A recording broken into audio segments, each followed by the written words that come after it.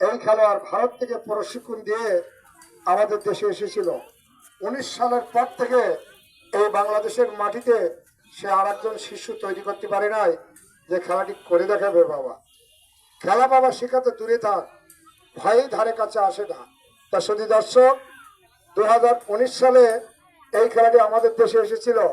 এই খেলোয়াড়ের উস্তাদ যিনি ছিলেন, তিনি এই খেলা দেখাতে যে 19 সালে ভারতের নটরাজ স্যার কাছে মৃত্যুবরণ করেছিলেন। এরকম দুটো ছোড়া তার দুই বুকের পাজরের ভেতরে ঢুকে গেছিল, উনি জায়গায় মৃত্যুর কোলে ঢুলে পড়েছিলেন।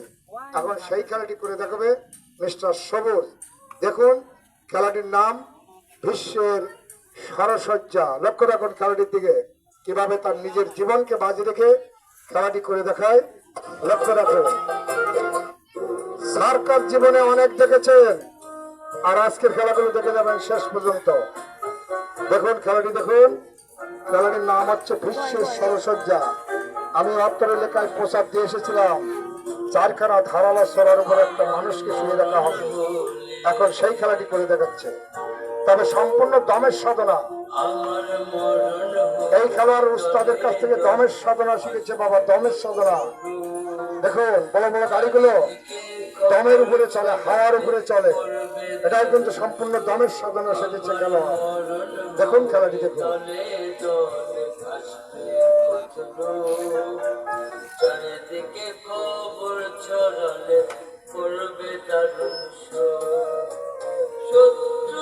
তবে আমাদেরকে যারা ঘৃণা করেছে, ইন্নাত করেছে, তারা এই খেলাগুলো দেখতে পেল না।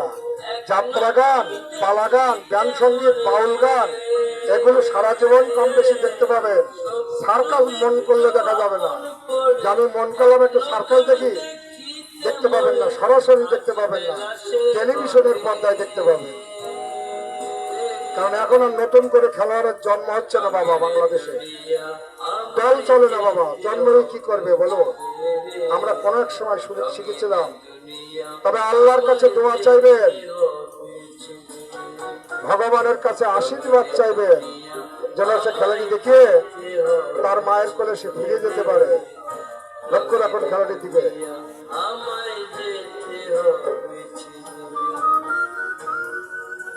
সবাই লক্ষ্য রাখুন দর্শক,